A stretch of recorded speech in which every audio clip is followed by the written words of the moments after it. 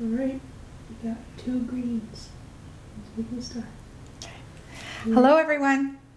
I'll flip over to you. Okay. Ready? Yep. Go. Hello, everyone. My name is Dr. Kimber, and I'm excited to be with you here today. I've spent the last decade immersing myself in functional medicine, not only just to help people feel better, but to really get to the root cause of the symptoms and not just mask their symptoms. So today, we're going to talk about something that might be near and dear to you. It's understanding how insulin resistance and your stress hormone, cortisol, actually are locked together in this complicated dance, and it's affecting virtually everything in your body. So let's dive in. What I'd like to know from you, first of all, is where are you listening from? I'd love to hear where you're listening from, and also I'd love to just get a sense of where you're at today with your stress. Let me know, are you high stress, low stress, medium stress? In your opinion, where would you rate yourself on the stress levels? 10 being incredibly stressed and 1 not so stressed.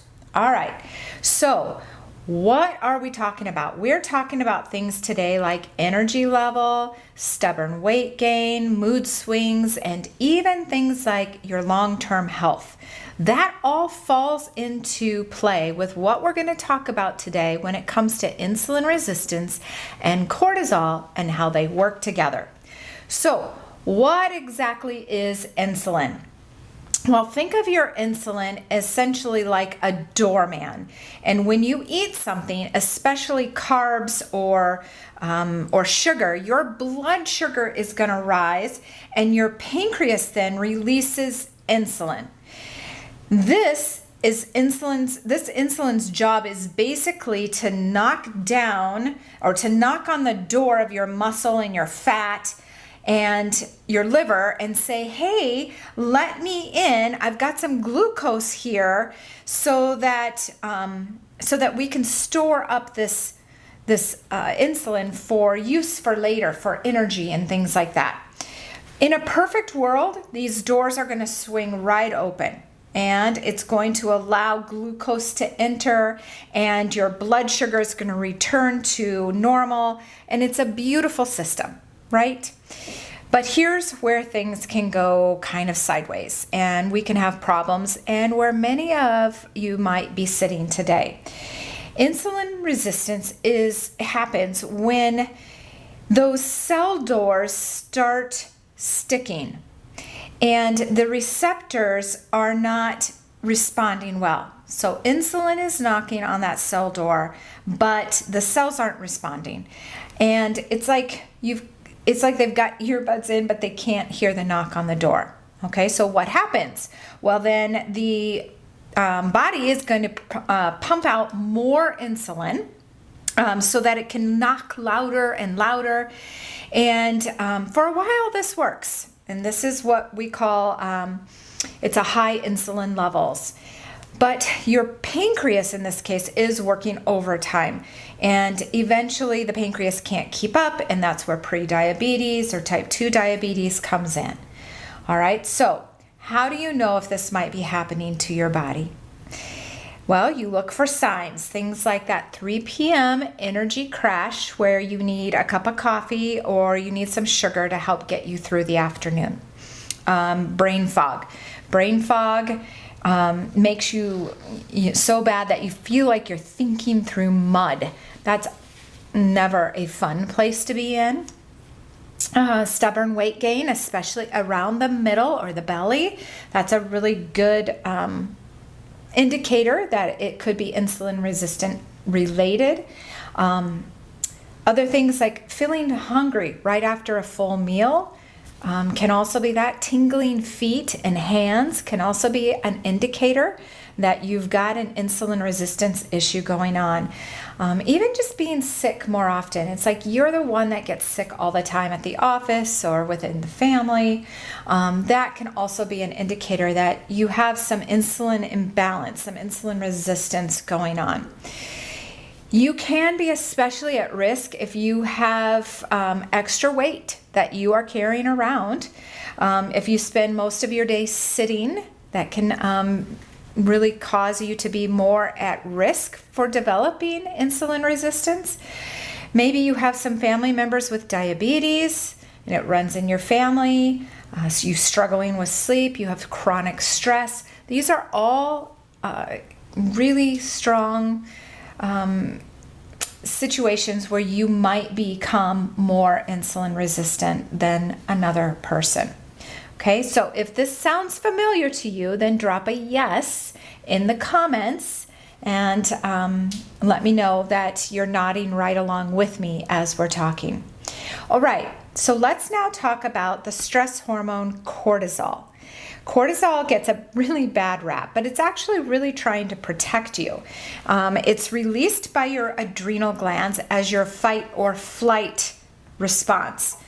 So think about our ancestors who are encountering a predator. And they needed immediate energy to either fight or run so that they could run for their lives. Cortisol is brilliant because it signals to your liver to dump glucose into your bloodstream, which is giving you the energy that you need in this acute situation. So it's a perfect situation if that's the case.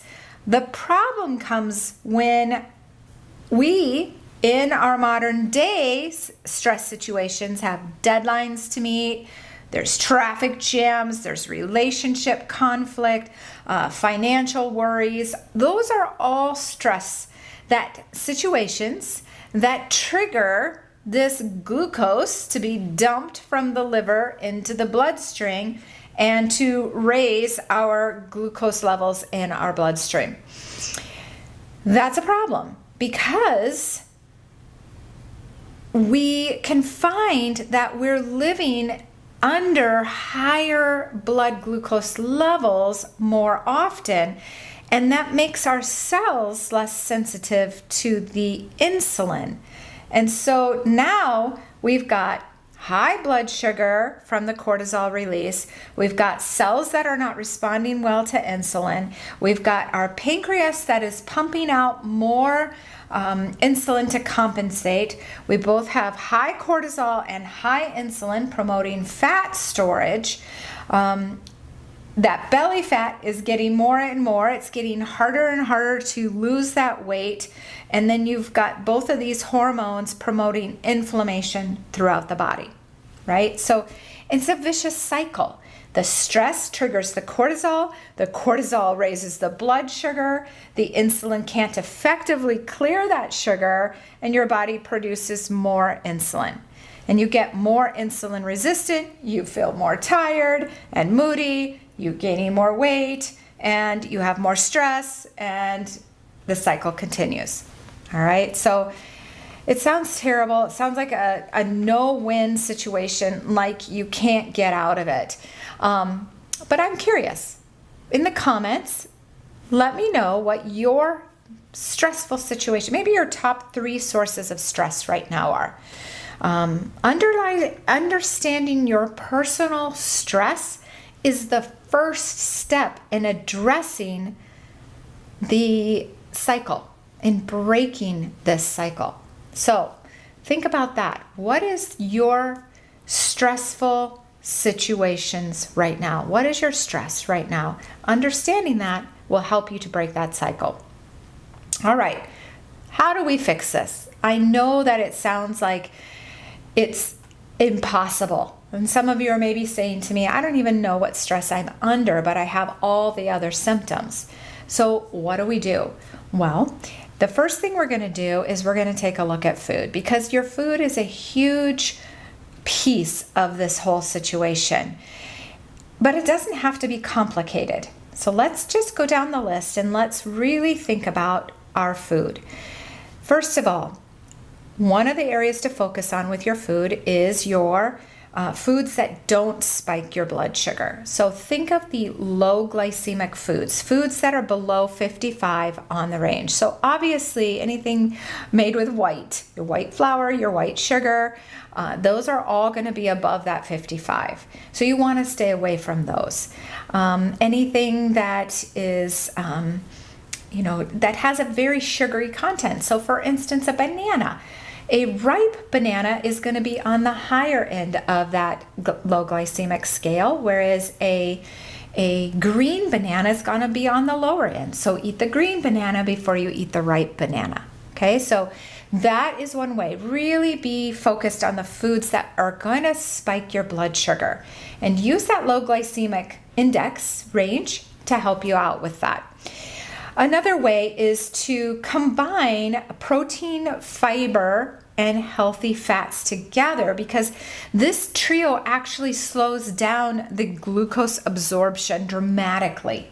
So when you have your meals, really try to combine that protein and fiber. So fiber like your veggies. So it's take your plate of your meal plate, making sure that most of it is filled with your veggies, and then the other part is a palm size of protein, and then maybe get a healthy fat in there like an avocado. Avocados are phenomenal for you. And so having that as a complete whole meal is not only going to help you feel full longer, but it's going to help your glucose to take longer to absorb.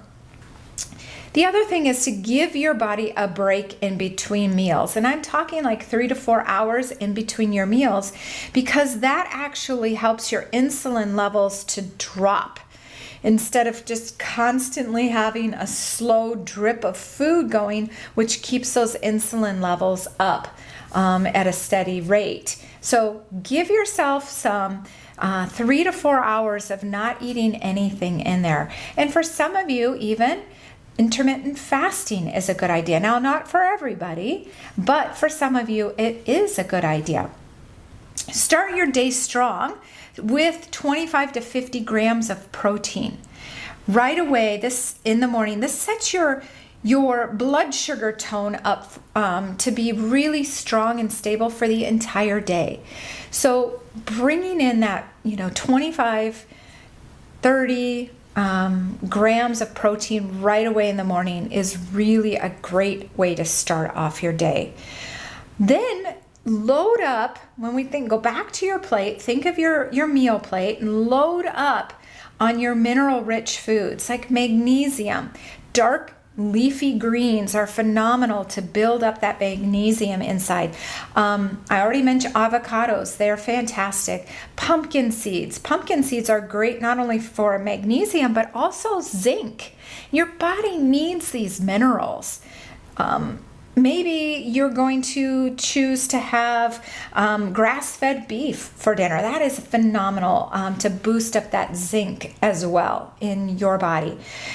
Chromium boosters are things like broccoli, green beans, eggs. Those are all really good chromium boosters. So really making sure that you're upping that mineral intake of your food so that it helps to balance that glucose and that blood sugar within your body as well. Be smart about caffeine. If you can have caffeine with a protein, that is going to be much better with your body absorption as well. Adding some fat in there is really a good idea as well. So maybe adding some butter into your coffee. I know bulletproof coffee or mud coffee, with butter and heavy whipping cream. Those can all be additions to helping add that fat and helping to add that protein. You can do a simple trick like adding 1 tablespoon of apple cider vinegar into your water and sipping on that before you drink or before you eat your meals. That actually is known to also improve insulin. So some ways that you can really use your food to balance out your cortisol and your insulin, your blood sugar, and all of that to help you, your body respond better to those. Now let's talk about movement for insulin sensitivity, because I know there's a lot of things out there that, exercise opportunities out there, and a lot of times I'll talk to patients and they'll say, I don't know if I should do CrossFit. I don't know if I should do just take a walk. I don't know if I should do HIIT workouts. Really, what should I do? Well, the bottom line is that every time you move your muscles take up glucose, even without insulin. So just moving is a huge factor. So try to get in those steps. Getting in 10,000 steps a day is going to be huge. You're going to see some changes in your body when you get in 10,000 steps a day. Now, mix cardio and strength training together for the best results. So for instance, if you're going to do some cardio, get out there, move, get your heart rate up, and then come back and do, lift some weights. That's a really good thing. CrossFit mixes the two together wonderfully. So maybe taking a look at CrossFit would be a good idea for some of you. Then you want to also time your cardio or your workouts strategically. So for instance, before 10 a.m. in the morning, if you're able to do some morning exercise, your natural cortisol rhythm actually is much better. So getting out, getting that morning exercise before 10 a.m. and then keeping your high intensity stuff, your HIIT workouts under 30 minutes. That because over 30 minutes, you actually run the risk of pumping out excessive cortisol, so that because your body starts to go into a stress survival rate place then at that time. So, and then after your meals, get in the habit of taking a 10-minute walk after your meals. Again, this dramatically can improve your glucose uptake into your body. So some little steps like that with your exercise can make a huge difference in your cortisol response and your insulin response. All right, so let's talk about sleep and light, because those two can make a dramatic difference, and they oftentimes get overlooked. Oftentimes we think of no sleep as some kind of badge of honor, and it really is not. Aim for 7 to 9 hours of quality sleep. Research is showing that if you get less than 5 hours of sleep, it can actually drop your insulin sensitivity by 20%. So we don't want that. We want when the insulin is knocking on the doors of our cells to get in, we want the cells very sensitive so that insulin gets in. That's huge benefit to us. So getting less sleep means that our cells are less reactive to that insulin. They're not going to open the door and say, come on in. That's not what we want. We want them much more reactive. Consider then, let's talk about light, your light exposure. That is very important, much more important than many people realize. So maximize your light in the morning. Get your face in that sunlight right away in the morning. It's amazing what happens when you get the morning spectrum of light into your face. It actually triggers your cortisol to respond. It's like it's starting a grandfather clock into movement. It gets your body going. Your body responds well to that morning light, and it boost your cortisol into healthy ranges, or balance it if it's not healthy, if it's too high. And it just helps that diurnal cortisol rhythm to go wonderfully, to jumpstart. Then get outside throughout the day. If you take breaks, get outside and take a break. Get that high sunlight. Every ray of sun changes throughout the day. So your morning rays are different and then receive differently to the brain than your evening rays. And then finish off your evening getting your face in that evening sunlight or dusk, so that you can get those rays and it can help your body produce that melatonin and calm down. It's a huge game changer for your cortisol.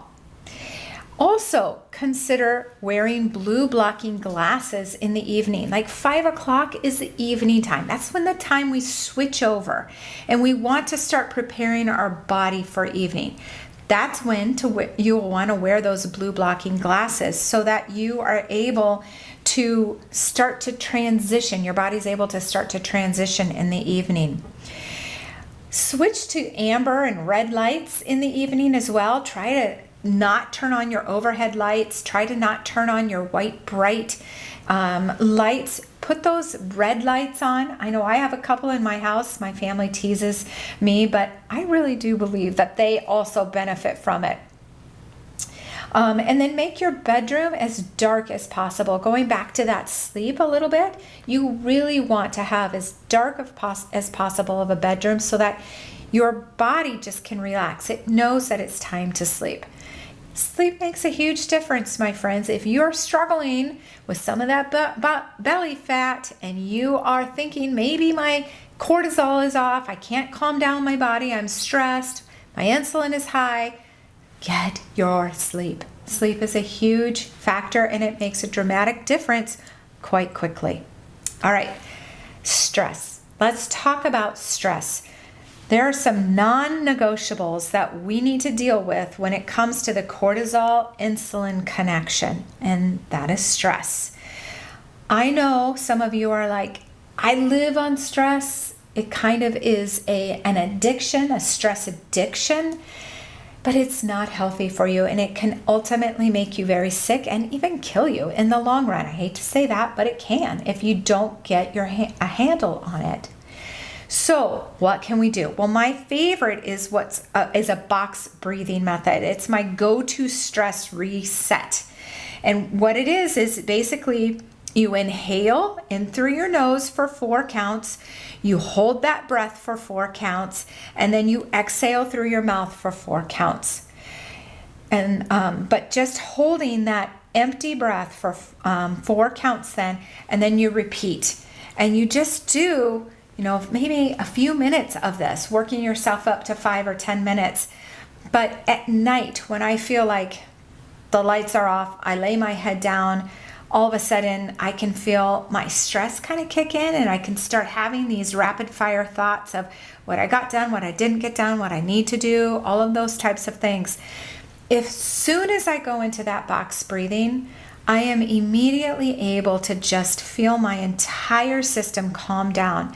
My brain starts to calm down, and before I know it, I'm asleep. So if that happens to be you, or you're at work and you can feel that little heart palpitation behind your chest, just the anxiety is starting to creep in, that's stress. That's your body's way of saying you're on high stress alert. Then try that box breathing. It works wonderful.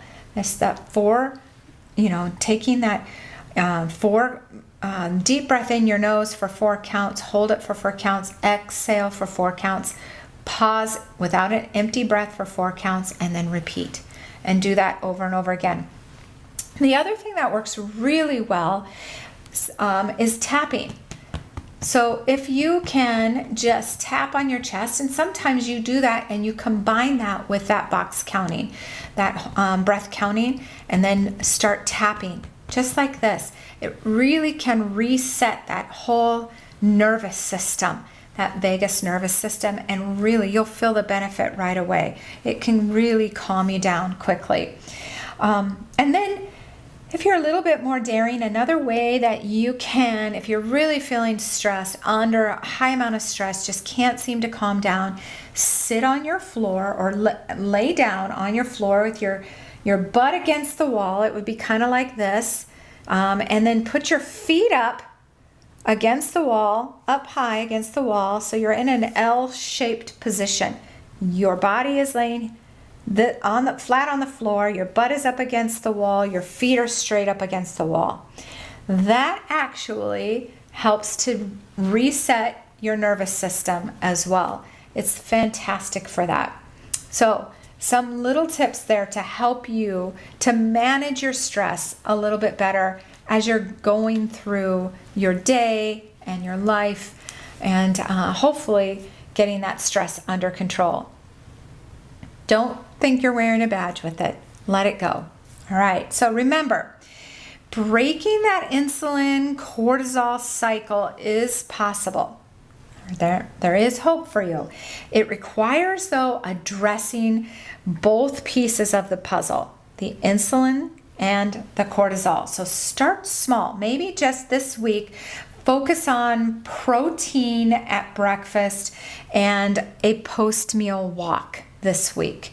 Then next week, you can add in a little bit more stress management, and then track how your body feels and how it's changing. But be patient with yourself. It's a process. It takes some time. You didn't end up where you're at today overnight, and you're not going to end up healed overnight either. Just take it slow, one step at a time. These little baby steps do make a difference. So like I said, add some protein with breakfast and a walk after dinner. It's beautiful weather almost everywhere we look. So maybe that's possible right now for you to get out after dinner with that 10-minute walk and see how that fits into your lifestyle. See how you feel. See the difference that's going to be for your body. I'd love to hear which of these would work best for you, which one you resonate with. So if you're listening, then pop that in the comments and let me know. I love this time together. I'm passionate about helping you to really have an optimal body, a body that is keeping you healthy all the time, a body that's responding to the stress out there that we have, a body that you can feel proud in, that you can feel good in, that you don't have pain with, that you do have clarity of mind, that you're living your best life with.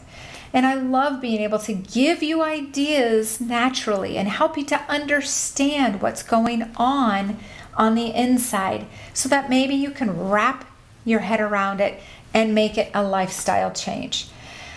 If you need help, if you don't know where to start, I would love to meet with you one-on-one. I'll put a link in there for you to click on and for us to be able to set up a call together so that we can find out what would be the best direction for you to go. Thanks for joining, everybody. Have a great week and be healthy.